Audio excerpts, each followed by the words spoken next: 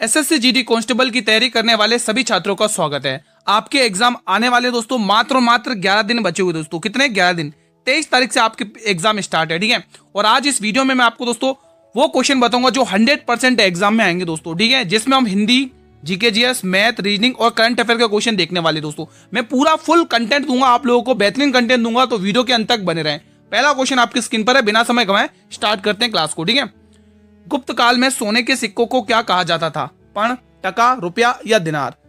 सारे question selected हैं दोस्तों। यहां से 100% आपके एग्जाम में क्वेश्चन आएगा दोस्तों, ठीक है। आज ये मॉडल पेपर नंबर 30 है। आज ये हमारा मॉडल पेपर नंबर 30 है दोस्तों, ठीक है।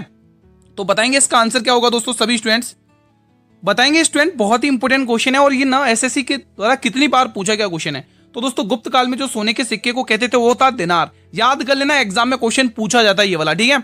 पूरी क्लास आपको अटेंड करना है दोस्तों। इस वीडियो में मैं आपको फुल 100% कंटेंट दूंगा दोस्तों, फ्री ऑफ कॉस्ट दोस्तों, जो आपके एग्जाम के लिए बहुत ही महत्वपूर्ण रहने वाला है दोस्तों, ठीक है। तो आपको इसका फायदा उठाना है और अच्छे से मेरे भाई रिवीजन करना है, क्योंकि 100% यहां से क्वेश्चन आपको देखने को मिलेगा। यह मॉडल पेपर नंबर 30 है। किस गुप्त शासक ने महाराजा धीराज की उपाधि धारण की थी? बहुत ही इंपॉर्टेंट है और ये एसएससी जीडी में न जाने कितनी बार पूछा गया क्वेश्चन है। श्रीगुप्त, समुद्रगुप्त, स्कंदगुप्त या चंद्रगुप्त द्वितीय? सही जवाब आ जाएगा चंद्रगुप्त द्वितीय, जिसको विक्रमादित्य भी कहा जाता है, ध्यान रखना, ठीक है। अगला क्वेश्चन देखेंगे आप लोग। क्वेश्चन नंबर 3 बताइएगा, कौन सी अनुसूची केंद्र और राज्यों के बीच शक्तियों का विभाजन से संबंधित है? बहुत ही इंपॉर्टेंट क्वेश्चन है दोस्तों आपकी स्क्रीन पर। देखो, नवी अनुसूची को दोस्तों फर्स्ट संशोधन से ऐड किया था 1951 का, आपको याद ही होगा दोस्तों, ठीक है। और इसमें क्या है दोस्तों, भूमि सुधार है। पूरा कंटेंट दूंगा, अपना पूरा 100% दूंगा मैं आपको, ठीक है। आप लोगों को भी साथ देना और रिवीजन करना है।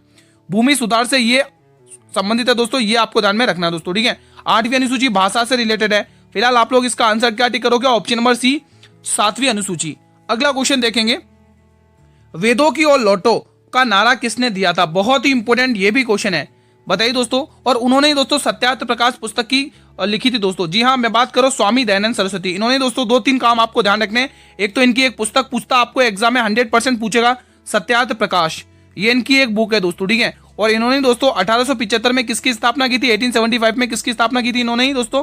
तो आप कहोगे आर्य समाज, है ना, बंबई में की थी आर्य समाज। आर्य समाज की स्थापना की थी, ठीक है। अगला क्वेश्चन देखेंगे। देखो, एक आध क्वेश्चन के साथ अगर हम फैक्ट देख लेते हैं तो ये आपके लिए बेस्ट रहता है, क्योंकि वो क्वेश्चन एग्जाम में पूछे जाते हैं। छोटी तीज का त्योहार हिंदू पंचांग के किस अनुसार किस माह में मनाया जाता है? चैत्र, श्रावण, कार्तिक या भाद्रपद? ऑप्शन नंबर डी इसका सही जवाब हो जाएगा, भाद्रपद। क्वेश्चन नंबर 6 वाला बताइएगा, चिकना घड़ा होना निम्न में से मुहावरे का सही अर्थ क्या होगा? देखो दोस्तों, पहले भी मैंने एसएससी जीडी कांस्टेबल की तैयारी करवाई थी प्रीवियस 2025 में। उसमें भी स्टूडेंट का सिलेक्शन भी हुआ और उनको मॉडल पेपर से बहुत बेनिफिट हुआ भी था, ठीक है। आपके एग्जाम भी नजदीक है। ये क्लास डेली इसी टाइम पर आती है। पूरी क्लास अटेंड करो दोस्तों, आपको 100% सिलेक्शन मिलने वाला है। चिकना घड़ा होना मुहावरे का अर्थ क्या होगा? इसका मतलब होता है दोस्तों निर्लज्ज होना, ऑप्शन नंबर बी। अगला क्वेश्चन देखेंगे आप लोग, अणुव्रत शब्द किस धर्म से जुड़ा है? जैन धर्म, हिंदू धर्म, हीनयान बौद्ध धर्म या महायान बौद्ध धर्म? तो आप कहोगे गुरु ये है जैन धर्म से संबंधित। अगला क्वेश्चन, अब ये अपने आप में शानदार क्वेश्चन है दोस्तों। जैसा मैंने आपको फर्स्ट वाले क्वेश्चन के साथ बताया थे, सारे आज हम हर सब्जेक्ट से क्वेश्चन देखने वाले। पूरा मॉडल पेपर वैसे ही तैयार किया जैसा एग्जाम में देखने को मिलेगा, और 100% ऐसा ही पेपर आएगा आपके एग्जाम में। तो मेरे भाई ज्यादा से ज्यादा इस वीडियो को शेयर करो, जिनके भी स्टूडेंट के पेपर 23 तारीख से स्टार्ट है। एक वस्तु को 2550 रुपए में बेचने पर 15% की हानि होती है। 15% का लाभ कमाने के लिए उसे उस वस्तु को किस मूल्य पर बेचना चाहिए? भाई, अगर आप कोई भी सामान बेच रहे हो, मान लो आप मार्केट में गए और आपने कोई सामान बेच दिया 2550 रुपए में, और आपको वो सामान बेचा कितने पे? 15% की हानि पर। 100% वैल्यू होती है, अगर 15% की हानि पर बेच दिया तो आप कहोगे गुरु मैंने इसको 85% पर बेच दिया। अब आप कह रहे हो अगर मैं उसको 15% के लाभ पर बेचूं तो मुझे विक्रय मूल्य क्या रखना चाहिए? अब 15% का लाभ चाहिए आपको, 100% तो पहले से ही वैल्यू होती है, 15 और ऐड कर दोगे तो 115 हो जाएगा, ठीक है। अब कुछ कट रहा है तो काट लो, नहीं कट रहा है तो कोई दिक्कत नहीं है, ठीक है। अब दोस्तों ये 85 क्या बता रहा है? ये जो 85 बता रहा है कि ऊपर वाला नंबर 17 से भाग हुआ, क्योंकि ये 17 का मल्टीपल है। 17 पंचे 85 होता है, इसको काट लो। 17 एकन 17, 5 और 3 8, 17 पंचे 85, और ये 150 आ चुका है, ठीक है। ये पूरा ही पूरा कट गया, 5 की टेबल से 30 बार कट गया। अब 115 गुणा 3 करना आपको, ठीक है। तो कर लो, कितना आ रहा है दोस्तों? 5 या 15 की 5 कैरी 1 गया थे 33 और 34, ये आ गया 3450 रुपए। है क्या ऑप्शन में 3450 रुपए? बिल्कुल है। तो ऐसे आपको कैलकुलेशन करनी है मेरे भाई। अगर आपकी मैथ वीक भी है या रीजनिंग भी वीक है, कोई दिक्कत नहीं, आप डेली क्लास अटेंड करो। अब आप खुद इंप्रूवमेंट पाओगे। हाँ, मैंने इंप्रूवमेंट लिया इस क्लास से, बहुत हेल्प मिलेगी दोस्तों इन मॉडल पेपर से। ये मैं आपको विश्वास और यकीन के साथ कह रहा हूं दोस्तों, ठीक है। मौर्य काल में शिक्षा का सबसे प्रसिद्ध केंद्र कौन सा था? वैशाली, नालंदा, उज्जैन या तक्षशिला। ये क्लास डेली 7 बजे ही आती है, आप देख सकते हैं दोस्तों, डेली ये क्लास 7 बजे आती है। इसके बाद दोस्तों 1 घंटे बाद एएलपी की क्लास आएगी 8 बजे। कल तो थोड़ी क्लास डिले हो गई थी, इसलिए मुझे 9 बजे अपलोड करनी पड़ी एएलपी क्लास, ठीक है। तो कल आज दोस्तों एएलपी क्लास 8 बजे आएगी आपके, ठीक है। इसका आंसर बताएंगे, मौर्य काल में शिक्षा का सबसे प्रसिद्ध केंद्र कौन सा था? तक्षशिला। अगला क्वेश्चन, आम के बागों में डैश बोल रही है, रिक्त स्थान की पूर्ति तत्सम शब्द द्वारा कीजिए। अब आपको तत्सम शब्द पूछा है, किसका तत्सम पूछा है तो वो आपको इन ऑप्शन में से देखना है। आम के बागों में दोस्तों क्या बोल रही है? कोकिल। तो तत्सम शब्द क्या होगा? कोकिल होगा दोस्तों, ऑप्शन नंबर बी। कोकिल यानी कोयल है ना। कर्नाटक संगीत में कुल कितने मेल करता मतलब मूल राग हैं बताइए? 10, 72, 32 या 100? तो आप हो गए 72 है, ऑप्शन नंबर बी।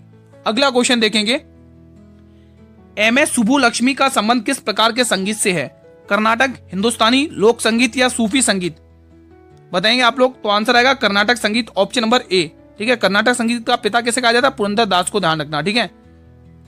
अगला क्वेश्चन देखेंगे आप लोग स्क्रीन पर, मध्य प्रदेश और महाराष्ट्र की भील जनजाति द्वारा मनाए जाने वाला प्रसिद्ध 7 दिवसीय उत्सव कौन सा है? जो एमपी और महाराष्ट्र दोनों में मनाया जाता है और बहुत प्रसिद्ध उत्सव है और बहुत बार पूछा गया ये उत्सव। कर्मा, सरहुल, बड़ेश्वर या भगोरिया? सही जवाब आ जाएगा भगोरिया, ऑप्शन नंबर डी। आज दोस्तों इस वीडियो में आपको बहुत सारा कंटेंट दूंगा दोस्तों, ठीक है। तो आपको शुरू से लेकर लास्ट तक अटेंड करना है दोस्तों। अगर वर्दी लेना है दोस्तों, आपके अंदर वो जुनून है, अगर वर्दी लेने की क्षमता है, तो ये वीडियो बिल्कुल आप लोगों के लिए है। तोता ए हिंद की उपाधि किसे दी गई थी और किसे कहा जाता है? बताइए दोस्तों। अल बरूनी, अमीर खुसरो, इब्न बतूता या जियाउद्दीन बर्दी? तो इसका आंसर आएगा Amir Khusro, option number B. Ibn Battuta दोस्तों किसके शासनकाल में आया था? एमबीटी यानी कि मोहम्मद बिन तुगलक के शासनकाल में आया था। अपनी एक बुक लेके आया था, बुक लिखी थी इसने, किताब उल रहला, काफी बार पूछी गई है। किताब उल रहला ये पुस्तक काफी बार पूछी गई है। किताब उल रहला ये पुस्तक काफी बार पूछी गई है, ठीक है। तो ये चीज आप ध्यान रखना। और ये भी पूछा कहां से आया था दोस्तों? ये मोरक्को देश से आया था, मोरक्को, ठीक है स्टूडेंट। तो ये चीजें आपको ध्यान में होना चाहिए। अगला क्वेश्चन देखेंगे, इसका आंसर आप लोगों ने टिक कर लिया ना, ऑप्शन नंबर बी, ठीक है। अब ये क्वेश्चन अपने आप में बेहतरीन है। आज का question of the day, patience बनाए रखना है। पढ़ो पहले क्वेश्चन क्या कह रहा है। एक परीक्षा में 53% उम्मीदवार विज्ञान में और 48% उम्मीदवार गणित में असफल रहे। असफल का मतलब होता है फेल हो गए भाई, फेल हो चुके हैं। यदि दोनों विषय, अब देखो वो कह रहा है दोनों विषय में अगर 40% फेल होते हैं तो दोनों विषयों में कुल कितने प्रतिशत पास हुए यानी उत्तीर्ण हुए? अब देखो दोस्तों, अगर हम इसमें दिमाग लगाएं, देखो यहाँ पर है दोस्तों विज्ञान के उम्मीदवार कितने दोस्तों? यहाँ पर है विज्ञान के, और यहाँ पर क्या है दोस्तों? गणित के उम्मीदवार, ठीक है। विज्ञान के उम्मीदवार कितने फेल हुए दोस्तों? कितने असफल हुए? कितने फेल हुए? 53%, ठीक है। और जो गणित के हुए वो कितने हो? 48%। अगर आप इन दोनों को जोड़ लेते हो, टोटल आपको पता चल जाएगा कि दोनों सब्जेक्ट में कितने फेल हुए। अगर आप इनको जोड़ ले तो कितना आएगा? 8 और 3 11 की, करीबन 5 और 4 9 10, 101 आ जाएगा। अब आप ये टोटल तो दोस्तों फेल हुए, लेकिन आगे लाइन में क्या कह रहा है? दोनों विषय में कितने हुए? 40%। अगर 101% में से अगर आप 40% माइनस कर लो, प्लस घटा लोगे, तो आपको एग्जैक्ट प्रतिशत पता चल जाएगा कितना हुआ दोस्तों। इस पर घटा के देख लो, देखो एक इसमें से देख लो कितना जा रहा है, 1 का 1 आ जाएगा, 10 में 4 घटोगे 61%। और पासिंग परसेंट आपको पूछा है, उसने क्या पूछा? उत्तीर्ण प्रतिशत बताइए। तो पासिंग कैसे निकालोगे? पासिंग कैसे निकालते हो? टोटल वैल्यू कितनी होती है मेरे भाई? 100% होती है। कितनी वैल्यू होती है? 100% होती है। तो 100% में से आपको क्या माइनस कर लेना है मेरे भाई? 100% में से आपको 61% माइनस कर लेना, तो आपको पता चल जाएगा पासिंग मार्क्स, ठीक है। तो पासिंग मार्क्स आपको पता चल चुके हैं 39%। बहुत ही शानदार तरीके से हमने आप ये आंसर निकाल दिया, आपको पता भी नहीं चला दोस्तों, ठीक है। तो ऐसे ही आपको एग्जाम में करना अगर इस प्रकार का क्वेश्चन देखने को मिलता है। कोई डाउट हो अभी क्लियर कर लेना कमेंट बॉक्स में दोस्तों, ठीक है। अगला क्वेश्चन देखेंगे। अगला 69 और 92 के बीच आने वाली अभाज्य संख्या का औसत ज्ञात करिए। और दोस्तों इस बार ये क्वेश्चन चाहे रेलवे का हो चाहे एसएससी का हो, ट्रेंड में रहा है ये क्वेश्चन। और इस टाइप से क्वेश्चन 100% आपकी शिफ्ट में आएगा ही आएगा। तो तैयार रहिएगा आप लोग, ठीक है। तो इसके बीच आने वाली कुछ संख्याएं देख लो दोस्तों 69 के। देखो ये वाले क्वेश्चन आते तो आपको एग्जैक्टली थोड़ा करना ही पड़ेगा दोस्तों, है ना, क्योंकि क्वेश्चन आएगा ऐसा। तो इसके बीच में देख लो 69 और इन दोनों के बीच में कौन कौन सी संख्याएं आती हैं। अगर हम बात करें दोस्तों, इसमें 69 के बाद आती है जैसे 61 हो गया, ठीक है। और आ जाएगी दोस्तों, आप देख सकते हैं, नहीं 61 का 71 हो गया ना, माफी चाहूंगा।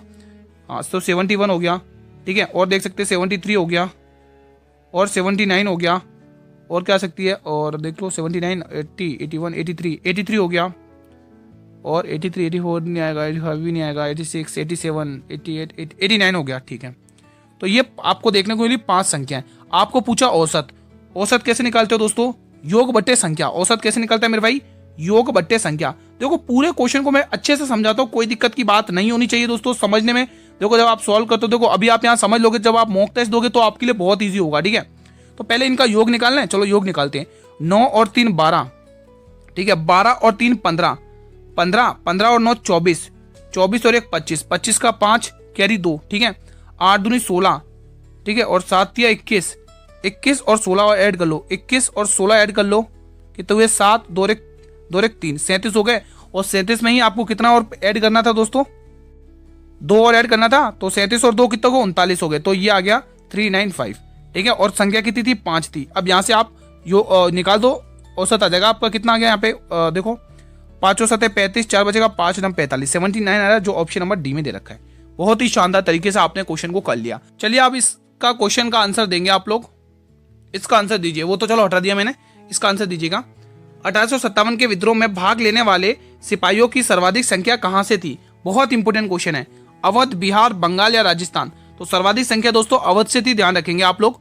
अगला क्वेश्चन देखेंगे, पश्चिम बंगाल सरकार ने कर्मश्री योजना का नाम बदलकर क्या कर दिया, जिसके तहत अब 100 दिन रोजगार गारंटी दी जाएगी? यह करंट अफेयर का क्वेश्चन है। तो दोस्तों उसका नाम बदल के कर दिया महात्मा श्री, ठीक है। अगला क्वेश्चन, दिए गए विकल्पों से संबंधित अक्षर युग्म का चयन करना है। तो देखेंगे यहाँ पे 10 से 9 यानी -1, 18 से 17 -1, तो -1 देख लो।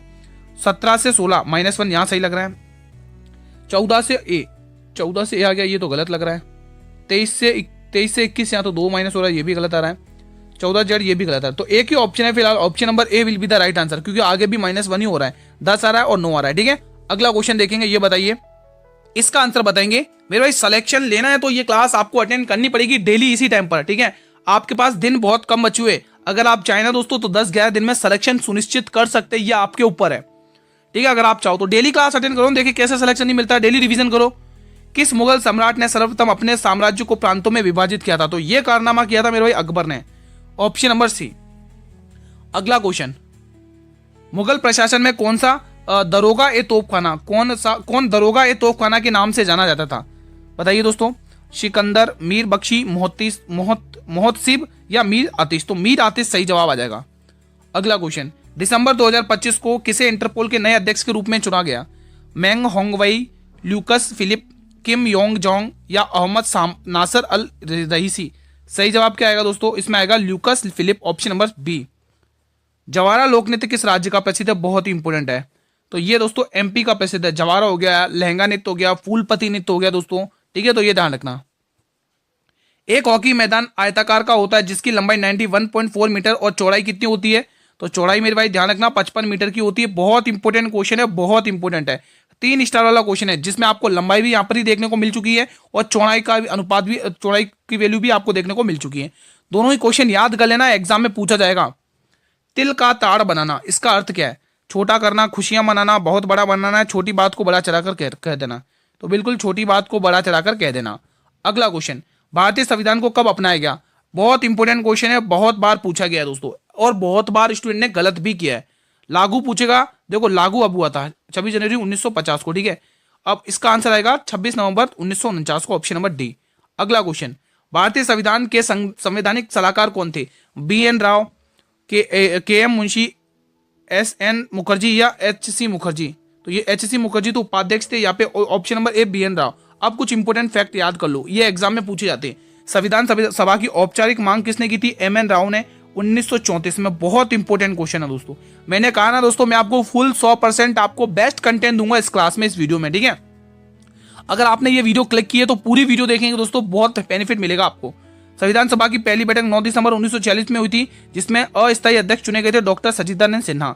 संविधान की दूसरी बैठक हुई थी 9 दिसंबर 1946 को, जिसमें परमानेंट मेंबर यानी स्थायी अध्यक्ष चुने गए थे डॉक्टर राजेंद्र प्रसाद, ठीक है। तो ये कुछ इंपोर्टेंट फैक्ट है। संविधान की अंतिम बैठक होती 24 जनवरी 1950 को, और संविधान सभा के उपाध्यक्ष अभी मैंने बताया था HC मुखर्जी और BT कृष्णमचारी, ध्यान रखेंगे।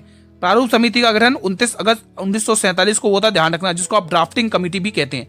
अगला क्वेश्चन, जनगणना 2011 के अनुसार भारत का लिंगानुपात क्या है? 931, 943, 927 या 964? सही जवाब आएगा 943। अगला क्वेश्चन, जनगणना 2011 के अनुसार किस राज्य की साक्षरता दर सबसे अधिक है? तो दोस्तों यहाँ पर आपको केरल राज्य टिक करना है, 94% है। कितनी है दोस्तों? 94% है। अगला क्वेश्चन, एक निश्चित कूट भाषा में ZIYJ को 38 लिखा जाता है, PXBO को 51 लिखा जाता तो उसी कूट भाषा में VTUC को क्या लिखा जाएगा। देखो जब भी ऐसे क्वेश्चन आते हैं ना दोस्तों, तो इनकी अधिकतर जो मान होता है ना, इनकी वैल्यूज को ऐड करके ही दिया जाता है। तो आप यहाँ पे देखेंगे Z I क्या नाम है Y और J, इनकी दोस्तों प्लेस वैल्यू कितनी है दोस्तों, Z 26 पे, I 9 पर, Y आता 25 पर और J आता 10 पर। इन सभी को ऐड कर लो। देखो 25, 25, 50, 51, 51, 9, 60, 60 और एक 70, 70 आ रहा है क्या। और Z 26 पे, I 9 पर, Y 25 पर और J 10 पर, सही है। लेकिन दोस्तों 70 आता है, ऐसे बात नहीं बन रही है। तो अब एक काम करेंगे, अब एक और तरीका है अपने पास। अब एक और तरीका अपने पास क्या है दोस्तों, अपने पास ये तरीका है कि इनकी अपोजिट वैल्यू को ऐड करके तो नहीं दे रखा है। Z का अपोजिट क्या होता है, A होता है, और A आता है 1 नंबर पर। I का अपोजिट होता है R होता है, और R आता है मेरे भाई 18 नंबर पर, ठीक है। और Y का अपोजिट B होता है, और B आता है मेरे भाई 2 नंबर पर। और J का अपोजिट होता है दोस्तों Q होता है, और Q आता है मेरे भाई 17 नंबर पर। अब इनको ऐड करके देखते हैं क्या रहा आंसर। इनको ऐड करके देखो, मुझे तो लग रहा है यही बनेगा। देखो 18 तो 20, 20, 30, 37 और 31, बिल्कुल मैंने कहा ना दोस्तों, अपोजिट वर्ड का दोस्तों सम करके इसका आपको कोड डिकोड करना है, ठीक है। तो V का अपोजिट क्या होगा, E होगा, और E आता है मेरे भाई 5 नंबर पे, ठीक है। T का अपोजिट G होगा, और G आता है 7 नंबर पर। और U का आएगा दोस्तों, U का अपोजिट क्या होगा, एम्प्टी वेकेंट। तो U का अपोजिट क्या होगा, U का अपोजिट फेयर अनफेयर, हाँ। तो F होएगा 6 नंबर पे, और C का अपोजिट X आता है 24 नंबर पे। अब आप इनको ऐड कर लो, 24 और 6 30, 30 और 7 कितने हुए, 37, 37 में 5 जोड़ लोगे तो कितना होगा, 42 होगा। 42 ऑप्शन में भी दे रखा है, 42 ऑप्शन में भी दे रखा है, 42 ऑप्शन में भी दे रखा है। शानदार लॉजिक के साथ कंसेप्ट था, मजा ही आ गया। ये कंसेप्ट ध्यान रखना, एग्जाम में पूछा जाता है, ठीक है। अगला क्वेश्चन, तीव्र औद्योगिकीकरण का डैश आधारभूत उद्देश्य है दोस्तों। तो ये दूसरी पंचवर्षीय योजना का था ये सब, ठीक है। तो जिसमें आप लोग देखोगे 1956 से लेके 1961 तक ये योजना चली थी, ठीक है। और ये दूसरी पंचवर्षीय योजना PC महालनोबिस मॉडल पर आधारित थी। PC महालनोबिस, यहां पर ये मॉडल यूज हुआ था, ध्यान रखेंगे एग्जाम में पूछा जाएगा कि PC महालनोबिस मॉडल कौन सी पंचवर्षीय योजना का था। तो आपको दूसरी पंचवर्षीय योजना टिक करना है, ठीक है। ये क्वेश्चन बताइएगा, भारत में नीली क्रांति की शुरुआत किस पंचवर्षीय योजना में की गई थी। देखो इन क्वेश्चन में ज्यादा समय नहीं देना है, तो इसकी शुरुआत मेरा 7वीं पंचवर्षीय योजना में की गई थी। आप सभी से एक ही निवेदन है भाई, वीडियो को लाइक कर लेना और चैनल पर पहली बार विजिट करो, चैनल को सब्सक्राइब कर लेना, ठीक है। क्योंकि नई वीडियो का नोटिफिकेशन तो आप तभी मिलेगा जब आप चैनल को सब्सक्राइब करेंगे, बेल नोटिफिकेशन बेल को प्रेस करेंगे। असम की प्रख्यात संगीतकार श्रेया भट्टाचार्य निम्न में से कौन सा वाद्य यंत्र बजाती हैं। महत्वपूर्ण प्रश्न है, ये तबला बजाती हैं। क्या बजाती है भाई, तबला। भारतीय राष्ट्रीय है दोस्तों, ठीक है। भारतीय राष्ट्रीय गायक पंडित जसराज निम्न में से किस घराने से संबंधित है। 3 स्टार लगा लो, एग्जाम में पूछेगा ये क्वेश्चन, तो आपको इनका घराना टिक करना, मेवाती घराना, ऑप्शन नंबर A। मौर्य वंश के राजा बृहदत्त की अंतिम हत्या कितने की थी। तो मौर्य वंश का अंतिम राजा बृहदत्त था और उसकी हत्या कर दी थी पुष्यमित्र शुंग। इसी का दोस्तों सेनापति था, है ना, यही था, ठीक है दोस्तों, इसी का था। फिर इसने पुष्यमित्र शुंग की इसने हत्या कर दी थी पुष्यमित्र शुंग ने, और शुंग वंश की स्थापना कर दी थी, ठीक है। उदयगिरी की गुफाएं ओडिशा के किस राज्य में स्थित है। तो बिल्कुल ओडिशा की कैपिटल भुवनेश्वर में है दोस्तों। ऑप्शन नंबर D इसका सही जवाब हो जाएगा। चलिए अगला क्वेश्चन देख लेते हैं, क्वेश्चन नंबर 37 बताइएगा, शशांक किसका पर्यायवाची शब्द है। बहुत ही बेहतरीन क्वेश्चन है। सूर्य, तारा, किरण या चंद्रमा। तो मेरे भाई ध्यान रखोगे, ये जो शशांक है ये चंद्रमा का है दोस्तों, ऑप्शन नंबर D। अगला प्रश्न, जनगणना 2011 के अनुसार भारत की जनसंख्या 121.1 करोड़ थी, जिसमें डैश महिला की जनसंख्या थी। तो इसमें महिला कितनी थी, 48.5% आपको टिक करना है। क्वेश्चन 39, शंभू महाराज कथक के निम्न में से किस घराने के प्रसिद्ध गुरु थे। बताइए, जयपुर, लखनऊ, रायगढ़ या बनारस। बहुत ही बेहतरीन क्वेश्चन है, बताएंगे आंसर इसका क्या होने वाला है, सभी स्टूडेंट बताएंगे। तो शंभू महाराज लखनऊ के थे, ऑप्शन नंबर B। बहुत इंपॉर्टेंट क्वेश्चन है, और लखनऊ गोमती नदी के तट पर स्थित है। 38वें राष्ट्रीय खेल का उद्घाटन किसने किया था दोस्तों। बहुत इंपॉर्टेंट है दोस्तों, 38वें राष्ट्रीय खेल से रिलेटेड मैं कुछ फैक्ट बताना चाहूंगा आपको, ठीक है। तो यहाँ पर आपका जो इसका शुभंकर, ध्यान रखोगे बहुत पूछा जाएगा आपको, इसका जो शुभंकर पूछेगा उसको आपको टिक करना है मौली। शुभंकर क्या, मौली है दोस्तों, ठीक है। उत्तराखंड का राज्य पक्षी से रिलेटेड है ये दोस्तों, शुभंकर मौली टिक करना है। यहीं पर दोस्तों अगर आप मशाल पूछ ले, मशाल, तो मशाल का नाम ध्यान रखोगे तेजस्विनी। क्या ध्यान रखोगे, तेजस्विनी, तेजस्विनी, यहीं पे मैं लिख देता हूं, तेजस्विनी मशाल का नाम आपको ध्यान में रखना है दोस्तों, ठीक है। और आपसे क्या पूछ सकता हूं, 39वें राष्ट्रीय खेल जो आयोजन होंगे वो 2027 में होंगे, वो मेघालय में होंगे 39वें, ठीक है। तो इसका उद्घाटन प्रधानमंत्री मोदी जी ने किया था, ठीक है। अगला प्रश्न, 2025 में आयोजित एशियाई एथलेटिक चैंपियनशिप में कौन सा पदक तालिका में शीर्ष रहा है दोस्तों। कौन सा देश पदक तालिका में शीर्ष स्थान पर है। ये होमवर्क में दूंगा आप लोगों को, ये क्वेश्चन 2-3 बार करवा भी चुका हूं मैं। प्लीज मुझे 41 का आंसर होमवर्क में दीजिएगा, मैं आपके कमेंट का वेट करूंगा। स्थान देख सकते हैं गुमी दक्षिण कोरिया। दिनांक देख सकते हैं ये भारत का प्रदर्शन, ठीक है, जिसमें कुल पदक 24 पदक जीते, एग्जाम में पूछेगा, जिसमें से 8 स्वर्ण पदक है, 10 पदक है, 6 कांस्य, दूसरे स्थान पर है दोस्तों, ठीक है। अगला क्वेश्चन, अच्छा अगला फैक्ट देखो, इसमें दोस्तों इसी दोस्तों प्रतियोगिता में गुलवीर सिंह ने स्वर्ण पदक जीता है, अविनाश साबले ने दोस्तों स्वर्ण पदक जीता है, ज्योति राजे ने स्वर्ण पदक जीता है, पारुल चौधरी ने रजत पदक जीता है और अनिमेश कुजूर ने कांस्य पदक जीता है। ये दोस्तों भारत के प्रदर्शन खिलाड़ियों का है दोस्तों, ठीक है, जो पदक जीते। एक घड़ी को 2000 रुपए में बेचने पर एक दुकानदार को 20% की हानि होती है। अगर वो इसे 3000 रुपए बेचे तो क्या होगा, लाभ होगा या हानि होगी? तो एक काम करते ना भाई, हमने बेची है घड़ी को कितने में, 2000 रुपए में, और कितने परसेंट की हानि पर, 20%, तो सामान 80% की हानि पर बेचा है, ठीक है। हमें 100% यानी क्रय मूल्य पहले निकाल लो, क्रय मूल्य निकाल लो। एक जीरो से आप यहाँ पे एक जीरो घटा लो, ठीक है। 4 की टेबल से मेरे भाई 2 बार काट लो, 4 की टेबल से आप काट लोगे 50 बार, 2 की टेबल से काट लोगे 50 बार, और 25 यानी कि 25 रुपए का आपका क्या आ चुका है दोस्तों, कॉस्ट प्राइस। भाई आपने 25 रुपए में घड़ी खरीदी है और आप बेच कितने में रहे हो, 3000 रुपए में। कितने की कह रहे हो भाई, 3000 रुपए, ये सेलिंग प्राइस है। तो आपको साफ साफ दिख रहा है भाई, मुझे 500 रुपए का क्या हो रहा है, प्रॉफिट हो रहा है। चाहे लाभ हो चाहे हानि हो, किसके ऊपर होता है मेरे भाई, आपको गुरु 2500 के ऊपर होगा, कॉस्ट प्राइस के ऊपर, ठीक है। अब आपको प्रतिशत में वैल्यू पूछा तो प्रतिशत में वैल्यू निकाल लो, जैसा आपको पूछा वो कर लो, ठीक है। 2 जीरो से 2 जीरो गए और यहाँ पे देख लो 25 से कम 25, 25 दूनी 50, 25% प्रॉफिट आ चुका है, जो ऑप्शन नंबर किस में दे रखा है, बी, ए वाले ऑप्शन में दे रखा है, सॉरी ए ऑप्शन आपको टिक करना है। समझ में आ गया आपको, कोई डाउट तो नहीं है? आई होप गाइस कोई डाउट नहीं होना चाहिए। अकबर का राजस्व मंत्री कौन था? बहुत बार करवा भी चुका हूं, तो ध्यान रखना, राजा टोडरमल दोस्तों, ठीक है। ये हालांकि ये सभी दोस्तों अकबर के नवरत्नों में से एक है दोस्तों। मुल्ला दो प्याजा, बीरबल, मानसिंह, टोडरमल, ये सब क्या दोस्तों, फैजी, ये सब क्या अकबर के नवरत्न है। भारतीय संविधान का निम्न में से कौन सा अनुच्छेद मानव तस्करी पर प्रतिबंध लगाता है? बहुत इंपॉर्टेंट है दोस्तों। तो मानव तस्करी पर जो प्रतिबंध लगाता है वो है आर्टिकल 23, ठीक है, ध्यान रखेंगे आप लोग। निम्न में से कौन भारत की सबसे लंबी ट्रांस हिमालयी पर्वतमाला है दोस्तों? लद्दाख, जास्कर, पीर पंजल या काराकोरम? तो काराकोरम पर्वतमाला आपको पता ही होगा, यहाँ पर K2 है दोस्तों, जिसको गॉडविन ऑस्टिन कहा जाता है। 8611 किलोमीटर की है उसकी ऊंचाई, ठीक है, गॉडविन ऑस्टिन। अगला क्वेश्चन, पुलिकट झील डैश के कोरोमंडल तट के खारे जल का द्वीप है, मतलब खारे पानी की झील है। तो पुलिकट झील दोस्तों कहाँ की है दोस्तों? आंध्र प्रदेश की दोस्तों, कहाँ की है? आंध्र प्रदेश की मेरे भाई, ये आपको ध्यान में रखना है दोस्तों, ठीक है। अगला क्वेश्चन देखेंगे, और बाकी सबसे बड़े खारे पानी की झील तो चिल्का झील है, जो ओडिशा में है दोस्तों। भारत ने 2025 आईसीसी महिला विश्व कप के फाइनल में किस देश को हराया है? इंग्लैंड, न्यूजीलैंड, ऑस्ट्रेलिया या साउथ अफ्रीका? बताएंगे आप लोग। देखो आप जो भी पढ़ा रहा हूं बस सुन भी लिया करोगे तो भी काम हो जाएगा आपका, ठीक है। बस आपको डेली क्लास अटेंड करनी है। तो भारत ने 2025 में, तो यहाँ पे साउथ अफ्रीका टिक करना, ऑप्शन नंबर डी। अगला क्वेश्चन, जीएसटी का पूर्ण नाम रूप क्या है दोस्तों? इसको आपको इसकी फुल फॉर्म पूछेगा दोस्तों। गुड्स एंड सर्विस टैक्स आपको टिक करना है, ठीक है। आपको फुल फॉर्म भी पूछेगा, ध्यान रखना। मानव शरीर में किस ग्रंथि को तीसरी आंख भी कहा जाता है? ये बहुत ही महत्वपूर्ण प्रश्न है। अश्रु ग्रंथि, पीनियल ग्रंथि, पिट्यूटरी ग्रंथि या इनमें से कोई नहीं? तो आंसर आएगा पीनियल ग्रंथि, ऑप्शन नंबर बी। अगला प्रश्न, विद्युत चालकता को मापने की इकाई क्या है? ओम, टेस्ला, फेराड या सीमेंस? तो सही जवाब आएगा सीमेंस, ऑप्शन नंबर डी।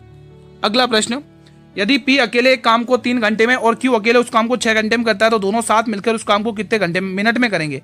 देखो इस टाइप के क्वेश्चन को मैं करवा दोस्तों बहुत बार करवा चुका हूं दोस्तों। अब तो आपको आ जाना चाहिए ना, तो आपको पता है ना। देखो अब मैं जो डेली अटेंड करते हैं उनको पता है कि यहाँ पर क्या करना है। बस यहाँ पर उन्होंने जब तक जो मेरे डेली शेयर अटेंड करते ना वो इस क्लास को, तो वो शेयर इसको आंसर करके निपटा भी चुके होंगे दोस्तों इतनी देर में। 6 गुणा 3, 6 3 9, बस आ चुका आंसर। आपको क्या पूछा? मिनट में, ठीक है। 3 घंटे में और 6 घंटे में पूरा दोनों मिलकर एक साथ करें तो काम कितने दिन में, घंटे में पूरा, मिनट में पूरा हो जाएगा। आपको मिनट में आंसर पूछा है दोस्तों, ठीक है। तो यहाँ पे देखो 3 और 3 दूनी 6 और 3 3 9 और 3 की जगह से 2 और 2 मिनट, ये क्या आ गया दोस्तों? यहाँ पे कितने घंटे में, ये घंटे दोस्तों, 2 घंटे आ गए। और 2 घंटे में कितने मिनट होते हैं?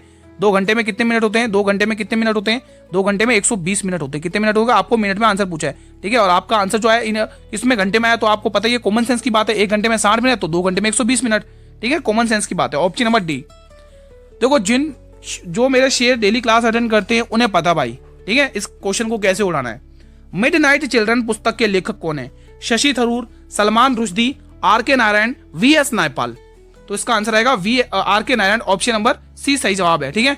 ये कुछ इंपोर्टेंट फैक्ट है। आर.के. नारायण के द्वारा लिखी गई कुछ इंपोर्टेंट पुस्तकें जो बहुत बार पूछी गई हैं। Swami and friend, the bachelor of art, the guide, the English teacher, the vendor of sweets या the man eater of Malgudi? तो ये याद कर लेना, बहुत ही इंपोर्टेंट पुस्तकें, ठीक है। अब एक और क्वेश्चन है, विनेश फोगाट का संबंध किस खेल से है दोस्तों? विनेश फोगाट दोस्तों क्या खेलती दोस्तों? कुश्ती है ना दोस्तों इनका तो खेल, ऑप्शन नंबर ए इसका सही जवाब हो जाएगा, ठीक है। ठीक है दोस्तों, क्वेश्चन नंबर 55 ये क्लास का अंतिम है। हुक शब्द किस खेल से संबंधित है? तो ये मेरे भाई बास्केटबॉल से रिलेटेड है दोस्तों, ठीक है। तो आज की क्लास में मैंने 55 क्वेश्चन करवा दिए। कितने? 55। आप मुझे बताइए आपने कितना स्कोर किया है।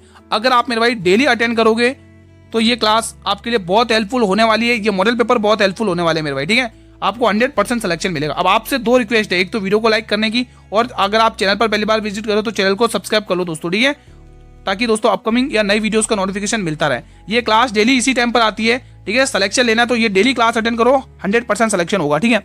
और कोई भी डाउट हो किसी भी क्वेश्चन से रिलेटेड तो आप कमेंट बॉक्स में पूछ सकते हैं। इसके 1 घंटे बाद दोस्तों ALP की क्लास आएगी 8 बजे।